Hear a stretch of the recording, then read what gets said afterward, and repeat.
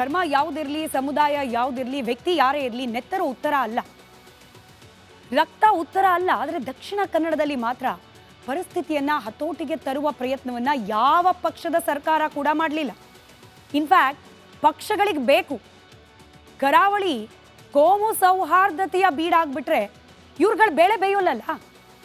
ಹೀಗಾಗಿ ಆ ಸಮುದಾಯದ ಒಂದಿಬ್ರು, ಈ ಸಮುದಾಯದ ಒಂದಿಬ್ರು ಆಗಾಗ ಘರ್ಷಣೆಯಲ್ಲಿ ಬೀದಿ ಹೆಣ ಆಗ್ತಾ ಇರಬೇಕು. ಇದು ನಮ್ಮ ರಾಜಕಾರಣಿಗಳಿಗೆ ಬೇಕಾಗಿರೋ ವಿಚಾರ. ಪರಮೇಶ್ವರ್ ಸಾಹೇಬ್ರು ಆಂಟಿ ಕಮ್ಯುನಲ್ ಫೋರ್ಸ್ ಸ್ಥಾಪನೆ ಮಾಡ್ತೀವಿ ಅಂದ್ರು. ಇಚ್ಛಾಶಕ್ತಿ ಅನ್ನೋದಿದ್ದಿದ್ರೆ ತಕ್ಷಣಕ್ಕೆ ಮಾಡಬೇಕಾಗಿತ್ತು. ಬಹುಶಃ ಅಬ್ದುಲ್ ಸಾವನ್ನಪ್ಪೋ ರೀತಿಯ ಪ್ರಸಂಗ ಆ ಒಂದು ಪಡೆಯೇ ತಡೆಯುವ ಸಾಧ್ಯತೆಗಳಿತ್ತು. ದಕ್ಷಿಣ ಕನ್ನಡದಲ್ಲಿ ನಿರಂತರವಾಗಿ ಮುಂದುವರಿತಾ ಇದೆ ಬರ್ಬರ ಹತ್ಯೆಯ ಸರಣಿ.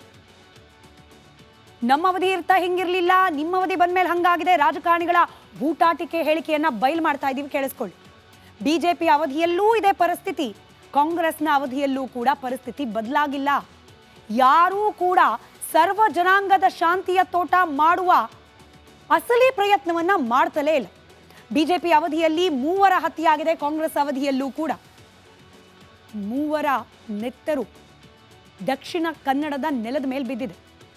ಬೊಮ್ಮಾಯಿ ಅವರ ಸರ್ಕಾರ ಇದ್ದಾಗ ಸುಳ್ಯದಲ್ಲಿ ಮಸೂದ್ ಕೊಲೆ ಆಯಿತು. ಇದಕ್ಕೆ ಪ್ರತೀಕಾರವಾಗಿ ಪ್ರವೀಣ್ ನೆಟ್ಟಾರು ಕೊಲೆ ಆಯಿತು. ಇನ್ನು ಪ್ರವೀಣ್ ಕೊಲೆಗೆ ಪ್ರತೀಕಾರವಾಗಿ ಫಾಜಿಲ್ ಮರ್ಡರ್, ಲೆಕ್ಕ 3. ಮತೀಯ ಸಂಘರ್ಷ ನಿಲ್ಲಿಸ್ತೇವೆ ಅಂತ ಹೇಳಿ ಅಧಿಕಾರಕ್ಕೆ ಬಂದ ಕಾಂಗ್ರೆಸ್ಸಿಗರು ಮಾಡಿದ್ದೇನು? ಸಿದ್ದರಾಮಯ್ಯ ನೇತೃತ್ವದ ಸರ್ಕಾರ ಅಧಿಕಾರಕ್ಕೆ ಬಂದು 2 ವರ್ಷ ಆಯಿತು. 2 ವರ್ಷದಲ್ಲಿ 3 ಬರ್ಬರ ಹತ್ಯೆನ ದಕ್ಷಿಣ ಕನ್ನಡದ ನೆಲ ಕಂಡಿತ್ತು. ಮಂಗಳೂರಿನಲ್ಲಿ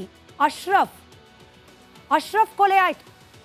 ಅದರ ಬೆನ್ನಲ್ಲೇ ಫಾಜಿಲ್ ಕೊಲೆ ಆರೋಪಿ ಸುಹಾಸ್ ಶೆಟ್ಟಿ, ಆತನ ಮರ್ಡರ್ ಆಯಿತು. 2 ಕೊಲೆ ಬೆನ್ನಲ್ಲೇ ಜಿಲ್ಲೆಯಲ್ಲಿ ಭಯದ ವಾತಾವರಣ ಇದೆ. ಜಿಲ್ಲಾ ಉಸ್ತುವಾರಿ ಸಚಿವರು ಇದನ್ನ ಸರಿಪಡಿಸೋ ಪ್ರಯತ್ನ ಮಾಡಬೇಕಾಗಿತ್ತು, ಗೃಹ ಸಚಿವರು ಇದನ್ನ ಸರಿಪಡಿಸೋ ಪ್ರಯತ್ನ ಮಾಡಬೇಕಾಗಿತ್ತು. ಆದರೆ ಸುಹಾಸ್ ಶೆಟ್ಟಿ ಮರ್ಡರ್ ಆದಾಗ ನಿಮಗೆ ನೆನಪಿರಬಹುದು, ಒಂದೇ ಸಮುದಾಯದ ಮುಖಂಡರನ್ನ ಕರೆದು ಶಾಂತಿ ಸಭೆ ಮಾಡಿ ಜೈ ಎಂದು ವಾಪಸ್ ಬಂತು. ಅಲ್ಲಿಗೆ ಮತ್ತೊಂದು ಬರ್ಬರ ಹತ್ಯೆಗೆ ಮುನ್ನುಡಿ ಬರ್ದಂಗಾಯ್ತು. ದಕ್ಷಿಣ ಕನ್ನಡ ಜಿಲ್ಲೆಯಲ್ಲಂತೂ ಚಾಕು, ಇರುತ್ತಾ, ತಲವಾರ್ ದಾಳಿ ಸರ್ವೇ ಸಾಮಾನ್ಯ ಅನ್ನೋ ರೀತಿಯಲ್ಲಿ ಆಗ್ಬಿಟ್ಟಿದೆ. ಹಿಂಗೆ ಹೇಳಲಿಕ್ಕೆ ಬೇಸರ ಆಗತ್ತೆ ನಮಗೆ, ಆದರೆ ವಾಸ್ತವ ಪರಿಸ್ಥಿತಿ ಅದು. ಬಂಟ್ವಾಳದ ರೆಹಮಾನ್ ಕೊಲೆ ಕೂಡ ಅದಕ್ಕೆ ತಾಜಾ ಉದಾಹರಣೆ. ಕಾನೂನು ಸುವ್ಯವಸ್ಥೆ ಕಾಪಾಡುವಲ್ಲಿ ಸರ್ಕಾರ ವಿಫಲವಾಯ್ತಾ ಅನ್ನೋ ಪ್ರಶ್ನೆಯೊಂದಿಗೆ ಈ ಸುದ್ದಿಯನ್ನ ಅಲ್ಲಿಗೆ ಬಿಡ್ತಿದ್ದೀವಿ. ವೀಕ್ಷಕರೇ, ಗಂಭೀರವಾಗಿ ಇದ್ರ ಬಗ್ಗೆ ಯೋಚನೆ ಮಾಡಿ. ಧರ್ಮ ಯಾವುದಿರಲಿ, ಸಮುದಾಯ ಯಾವುದಿರಲಿ, ವ್ಯಕ್ತಿ ಯಾರೇ ಇರಲಿ, ನೆತ್ತರು ಉತ್ತರ ಅಲ್ಲ, ರಕ್ತ ಉತ್ತರ ಅಲ್ಲ. ಆದರೆ ದಕ್ಷಿಣ ಕನ್ನಡದಲ್ಲಿ ಮಾತ್ರ ಪರಿಸ್ಥಿತಿಯನ್ನ ಹತೋಟಿಗೆ ತರುವ ಪ್ರಯತ್ನವನ್ನ ಯಾವ ಪಕ್ಷದ ಸರ್ಕಾರ ಕೂಡ ಮಾಡಲಿಲ್ಲ. ಇನ್ಫ್ಯಾಕ್ಟ್ ಪಕ್ಷಗಳಿಗೆ ಬೇಕು, ಕರಾವಳಿ ಕೋಮು ಸೌಹಾರ್ದತೆಯ ಬೀಡಾಗ್ಬಿಟ್ರೆ ಇವ್ರುಗಳು ಬೇಳೆ ಬೇಯೋಲ್ಲ. ಹೀಗಾಗಿ ಆ ಸಮುದಾಯದ ಒಂದಿಬ್ರು, ಈ ಸಮುದಾಯದ ಒಂದಿಬ್ರು ಆಗಾಗ ಘರ್ಷಣೆಯಲ್ಲಿ ಬೀದಿ ಹೆಣ ಆಗ್ತಾ ಇರಬೇಕು. ಇದು ನಮ್ಮ ರಾಜಕಾರಣಿಗಳಿಗೆ ಬೇಕಾಗಿರೋ ವಿಚಾರ. ಪರಮೇಶ್ವರ್ ಸಾಹೇಬ್ರು ಆಂಟಿ ಕಮ್ಯುನಲ್ ಫೋರ್ಸ್ ಸ್ಥಾಪನೆ ಮಾಡ್ತೀವಿ ಅಂದ್ರು. ಇಚ್ಛಾಶಕ್ತಿ ಅನ್ನೋದಿದ್ದಿದ್ರೆ ತಕ್ಷಣಕ್ಕೆ ಮಾಡಬೇಕಾಗಿತ್ತು. ಬಹುಶಃ ಅಬ್ದುಲ್ ಸಾವನ್ನಪ್ಪೋ ರೀತಿಯ ಪ್ರಸಂಗ ಆ ಒಂದು ಪಡೆಯೇ ತಡೆಯುವ ಸಾಧ್ಯತೆಗಳಿತ್ತು. ದಕ್ಷಿಣ ಕನ್ನಡದಲ್ಲಿ ನಿರಂತರವಾಗಿ ಮುಂದುವರಿತಾ ಇದೆ ಬರ್ಬರ ಹತ್ಯೆಯ ಸರಣಿ. ನಮ್ಮ ಅವಧಿ ಇರ್ತಾ ಹಿಂಗಿರ್ಲಿಲ್ಲ, ನಿಮ್ಮ ಅವಧಿ ಬಂದ್ಮೇಲೆ ಹಂಗಾಗಿದೆ. ರಾಜಕಾರಣಿಗಳ ಬೂಟಾಟಿಕೆ ಹೇಳಿಕೆಯನ್ನ ಬಯಲು ಮಾಡ್ತಾ ಇದೀವಿ, ಕೇಳಿಸ್ಕೊಳ್ಳಿ. ಬಿಜೆಪಿ ಅವಧಿಯಲ್ಲೂ ಇದೆ ಪರಿಸ್ಥಿತಿ, ಕಾಂಗ್ರೆಸ್ನ ಅವಧಿಯಲ್ಲೂ ಕೂಡ ಪರಿಸ್ಥಿತಿ ಬದಲಾಗಿಲ್ಲ. ಯಾರೂ ಕೂಡ ಸರ್ವ ಜನಾಂಗದ ಶಾಂತಿಯ ತೋಟ ಮಾಡುವ ಅಸಲಿ ಪ್ರಯತ್ನವನ್ನ ಮಾಡ್ತಲೇ ಇಲ್ಲ. ಬಿಜೆಪಿ ಅವಧಿಯಲ್ಲಿ 3 ಹತ್ಯೆ ಆಗಿದೆ, ಕಾಂಗ್ರೆಸ್ ಅವಧಿಯಲ್ಲೂ ಕೂಡ 3 ನೆತ್ತರು ದಕ್ಷಿಣ ಕನ್ನಡದ ನೆಲದ ಮೇಲೆ ಬಿದ್ದಿದೆ. ಬೊಮ್ಮಾಯಿ ಅವರ ಸರ್ಕಾರ ಇದ್ದಾಗ ಸುಳ್ಯದಲ್ಲಿ ಮಸೂದ್ ಕೊಲೆ ಆಯಿತು. ಇದಕ್ಕೆ ಪ್ರತೀಕಾರವಾಗಿ ಪ್ರವೀಣ್ ನೆಟ್ಟಾರು ಕೊಲೆ ಆಯಿತು. ಇನ್ನು ಪ್ರವೀಣ್ ಕೊಲೆಗೆ ಪ್ರತೀಕಾರವಾಗಿ ಫಾಜಿಲ್ ಮರ್ಡರ್, ಲೆಕ್ಕ 3. ಮತೀಯ ಸಂಘರ್ಷ ನಿಲ್ಲಿಸ್ತೇವೆ ಅಂತ ಹೇಳಿ ಅಧಿಕಾರಕ್ಕೆ ಬಂದ ಕಾಂಗ್ರೆಸ್ಸಿಗರು ಮಾಡಿದ್ದೇನು? ಸಿದ್ದರಾಮಯ್ಯ ನೇತೃತ್ವದ ಸರ್ಕಾರ ಅಧಿಕಾರಕ್ಕೆ ಬಂದು 2 ವರ್ಷ ಆಯಿತು. 2 ವರ್ಷದಲ್ಲಿ 3 ಬರ್ಬರ ಹತ್ಯೆನ ದಕ್ಷಿಣ ಕನ್ನಡದ ನೆಲ ಕಂಡಿತ್ತು. ಮಂಗಳೂರಿನಲ್ಲಿ ಅಶ್ರಫ್ ಕೊಲೆ ಆಯಿತು. ಅದರ ಬೆನ್ನಲ್ಲೇ ಫಾಜಿಲ್ ಕೊಲೆ ಆರೋಪಿ ಸುಹಾಸ್ ಶೆಟ್ಟಿ, ಆತನ ಮರ್ಡರ್ ಆಯಿತು. 2 ಕೊಲೆ ಬೆನ್ನಲ್ಲೇ ಜಿಲ್ಲೆಯಲ್ಲಿ ಭಯದ ವಾತಾವರಣ ಇದೆ. ಜಿಲ್ಲಾ ಉಸ್ತುವಾರಿ ಸಚಿವರು ಇದನ್ನ ಸರಿಪಡಿಸೋ ಪ್ರಯತ್ನ ಮಾಡಬೇಕಾಗಿತ್ತು. ಗೃಹ ಸಚಿವರು ಇದನ್ನ ಸರಿಪಡಿಸೋ ಪ್ರಯತ್ನ ಮಾಡಬೇಕಾಗಿತ್ತು. ಆದರೆ ಸುಹಾಸ್ ಶೆಟ್ಟಿ ಮರ್ಡರ್ ಆದಾಗ ನಿಮಗೆ ನೆನಪಿರಬಹುದು, ಒಂದೇ ಸಮುದಾಯದ ಮುಖಂಡರನ್ನ ಕರೆದು ಶಾಂತಿ ಸಭೆ ಮಾಡಿ ಜೈ ಎಂದು ವಾಪಸ್ ಬಂತು. ಅಲ್ಲಿಗೆ ಮತ್ತೊಂದು ಬರ್ಬರ ಹತ್ಯೆಗೆ ಮುನ್ನುಡಿ ಬರ್ದಂಗಾಯ್ತು. ದಕ್ಷಿಣ ಕನ್ನಡ ಜಿಲ್ಲೆಯಲ್ಲಂತೂ ಚಾಕು, ಇರುತ್ತಾ, ತಲವಾರ್ ದಾಳಿ ಸರ್ವೇ ಸಾಮಾನ್ಯ ಅನ್ನೋ ರೀತಿಯಲ್ಲಿ ಆಗ್ಬಿಟ್ಟಿದೆ. ಹಿಂಗೆ ಹೇಳಲಿಕ್ಕೆ ಬೇಸರ ಆಗತ್ತೆ ನಮಗೆ, ಆದರೆ ವಾಸ್ತವ ಪರಿಸ್ಥಿತಿ ಅದು. ಬಂಟ್ವಾಳದ ರೆಹಮಾನ್ ಕೊಲೆ ಕೂಡ ಅದಕ್ಕೆ ತಾಜಾ ಉದಾಹರಣೆ. ಕಾನೂನು ಸುವ್ಯವಸ್ಥೆ ಕಾಪಾಡುವಲ್ಲಿ ಸರ್ಕಾರ ವಿಫಲವಾಯ್ತಾ ಅನ್ನೋ ಪ್ರಶ್ನೆಯೊಂದಿಗೆ ಈ ಸುದ್ದಿಯನ್ನ ಅಲ್ಲಿಗೆ ಬಿಡ್ತಿದ್ದೀವಿ. ವೀಕ್ಷಕರೇ, ಗಂಭೀರವಾಗಿ ಇದ್ರ ಬಗ್ಗೆ ಯೋಚನೆ ಮಾಡಿ. ಧರ್ಮ ಯಾವುದಿರಲಿ, ಸಮುದಾಯ ಯಾವುದಿರಲಿ, ವ್ಯಕ್ತಿ ಯಾರೇ ಇರಲಿ, ನೆತ್ತರು ಉತ್ತರ ಅಲ್ಲ, ರಕ್ತ ಉತ್ತರ ಅಲ್ಲ. ಆದರೆ ದಕ್ಷಿಣ ಕನ್ನಡದಲ್ಲಿ ಮಾತ್ರ ಪರಿಸ್ಥಿತಿಯನ್ನ ಹತೋಟಿಗೆ ತರುವ ಪ್ರಯತ್ನವನ್ನ ಯಾವ ಪಕ್ಷದ ಸರ್ಕಾರ ಕೂಡ ಮಾಡಲಿಲ್ಲ.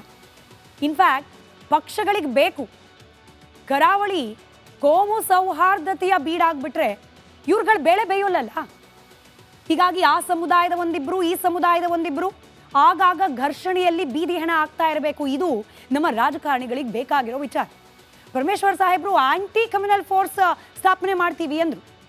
ಇಚ್ಛಾಶಕ್ತಿ ಅನ್ನೋದಿದ್ದಿದ್ರೆ ತಕ್ಷಣಕ್ಕೆ ಮಾಡಬೇಕಾಗಿತ್ತು. ಬಹುಶಃ ಅಬ್ದುಲ್ ಸಾವನ್ನಪ್ಪೋ ರೀತಿಯ ಪ್ರಸಂಗ ಆ ಒಂದು ಪಡೆಯೇ ತಡೆಯುವ ಸಾಧ್ಯತೆಗಳಿತ್ತು. ದಕ್ಷಿಣ ಕನ್ನಡದಲ್ಲಿ ನಿರಂತರವಾಗಿ ಮುಂದುವರಿತಾ ಇದೆ ಬರ್ಬರ ಹತ್ಯೆಯ ಸರಣಿ. ನಮ್ಮ ಅವಧಿ ಇರ್ತಾ ಹಿಂಗಿರ್ಲಿಲ್ಲ, ನಿಮ್ಮ ಅವಧಿ ಬಂದ್ಮೇಲೆ ಹಂಗಾಗಿದೆ. ರಾಜಕಾರಣಿಗಳ ಬೂಟಾಟಿಕೆ ಹೇಳಿಕೆಯನ್ನ ಬಯಲು ಮಾಡ್ತಾ ಇದೀವಿ, ಕೇಳಿಸ್ಕೊಳ್ಳಿ. ಬಿಜೆಪಿ ಅವಧಿಯಲ್ಲೂ ಇದೆ ಪರಿಸ್ಥಿತಿ, ಕಾಂಗ್ರೆಸ್ನ ಅವಧಿಯಲ್ಲೂ ಕೂಡ ಪರಿಸ್ಥಿತಿ ಬದಲಾಗಿಲ್ಲ. ಯಾರೂ ಕೂಡ ಸರ್ವ ಜನಾಂಗದ ಶಾಂತಿಯ ತೋಟ ಮಾಡುವ ಅಸಲಿ ಪ್ರಯತ್ನವನ್ನ ಮಾಡ್ತಲೇ ಇಲ್ಲ. ಬಿಜೆಪಿ ಅವಧಿಯಲ್ಲಿ 3 ಹತ್ಯೆ ಆಗಿದೆ, ಕಾಂಗ್ರೆಸ್ ಅವಧಿಯಲ್ಲೂ ಕೂಡ 3 ನೆತ್ತರು ದಕ್ಷಿಣ ಕನ್ನಡದ ನೆಲದ ಮೇಲೆ ಬಿದ್ದಿದೆ. ಬೊಮ್ಮಾಯಿ ಅವರ ಸರ್ಕಾರ ಇದ್ದಾಗ ಸುಳ್ಯದಲ್ಲಿ ಮಸೂದ್ ಕೊಲೆ ಆಯಿತು.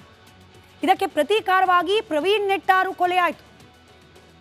ಇನ್ನು ಪ್ರವೀಣ್ ಕೊಲೆಗೆ ಪ್ರತೀಕಾರವಾಗಿ ಫಾಜಿಲ್ ಮರ್ಡರ್. ಲೆಕ್ಕ 3. ಮತೀಯ ಸಂಘರ್ಷ ನಿಲ್ಲಿಸ್ತೇವೆ ಅಂತ ಹೇಳಿ ಅಧಿಕಾರಕ್ಕೆ ಬಂದ ಕಾಂಗ್ರೆಸ್ಸಿಗರು ಮಾಡಿದ್ದೇನು? ಸಿದ್ದರಾಮಯ್ಯ ನೇತೃತ್ವದ ಸರ್ಕಾರ ಅಧಿಕಾರಕ್ಕೆ ಬಂದು 2 ವರ್ಷ ಆಯಿತು. 2 ವರ್ಷದಲ್ಲಿ 3 ಬರ್ಬರ ಹತ್ಯೆನ ದಕ್ಷಿಣ ಕನ್ನಡದ ನೆಲ ಕಂಡಿತ್ತು. ಮಂಗಳೂರಿನಲ್ಲಿ ಅಶ್ರಫ್ ಕೊಲೆ ಆಯಿತು. ಅದರ ಬೆನ್ನಲ್ಲೇ ಫಾಜಿಲ್ ಕೊಲೆ ಆರೋಪಿ ಸುಹಾಸ್ ಶೆಟ್ಟಿ, ಆತನ ಮರ್ಡರ್ ಆಯಿತು. 2 ಕೊಲೆ ಬೆನ್ನಲ್ಲೇ ಜಿಲ್ಲೆಯಲ್ಲಿ ಭಯದ ವಾತಾವರಣ ಇದೆ. ಜಿಲ್ಲಾ ಉಸ್ತುವಾರಿ ಸಚಿವರು ಇದನ್ನ ಸರಿಪಡಿಸೋ ಪ್ರಯತ್ನ ಮಾಡಬೇಕಾಗಿತ್ತು. ಗೃಹ ಸಚಿವರು ಇದನ್ನ ಸರಿಪಡಿಸೋ ಪ್ರಯತ್ನ ಮಾಡಬೇಕಾಗಿತ್ತು. ಆದರೆ ಸುಹಾಸ್ ಶೆಟ್ಟಿ ಮರ್ಡರ್ ಆದಾಗ ನಿಮಗೆ ನೆನಪಿರಬಹುದು, ಒಂದೇ ಸಮುದಾಯದ ಮುಖಂಡರನ್ನ ಕರೆದು ಶಾಂತಿ ಸಭೆ ಮಾಡಿ ಜೈ ಎಂದು ವಾಪಸ್ ಬಂತು. ಅಲ್ಲಿಗೆ ಮತ್ತೊಂದು ಬರ್ಬರ ಹತ್ಯೆಗೆ ಮುನ್ನುಡಿ ಬರ್ದಂಗಾಯ್ತು. ದಕ್ಷಿಣ ಕನ್ನಡ ಜಿಲ್ಲೆಯಲ್ಲಂತೂ ಚಾಕು, ಇರುತ್ತಾ, ತಲವಾರ್ ದಾಳಿ ಸರ್ವೇ ಸಾಮಾನ್ಯ ಅನ್ನೋ ರೀತಿಯಲ್ಲಿ ಆಗ್ಬಿಟ್ಟಿದೆ. ಹಿಂಗೆ ಹೇಳಲಿಕ್ಕೆ ಬೇಸರ ಆಗತ್ತೆ ನಮಗೆ, ಆದರೆ ವಾಸ್ತವ ಪರಿಸ್ಥಿತಿ ಅದು. ಬಂಟ್ವಾಳದ ರೆಹಮಾನ್ ಕೊಲೆ ಕೂಡ ಅದಕ್ಕೆ ತಾಜಾ ಉದಾಹರಣೆ. ಕಾನೂನು ಸುವ್ಯವಸ್ಥೆ ಕಾಪಾಡುವಲ್ಲಿ ಸರ್ಕಾರ ವಿಫಲವಾಯ್ತಾ ಅನ್ನೋ ಪ್ರಶ್ನೆಯೊಂದಿಗೆ ಈ ಸುದ್ದಿಯನ್ನ ಅಲ್ಲಿಗೆ ಬಿಡ್ತಿದ್ದೀವಿ. ವೀಕ್ಷಕರೇ, ಗಂಭೀರವಾಗಿ ಇದ್ರ ಬಗ್ಗೆ ಯೋಚನೆ ಮಾಡಿ.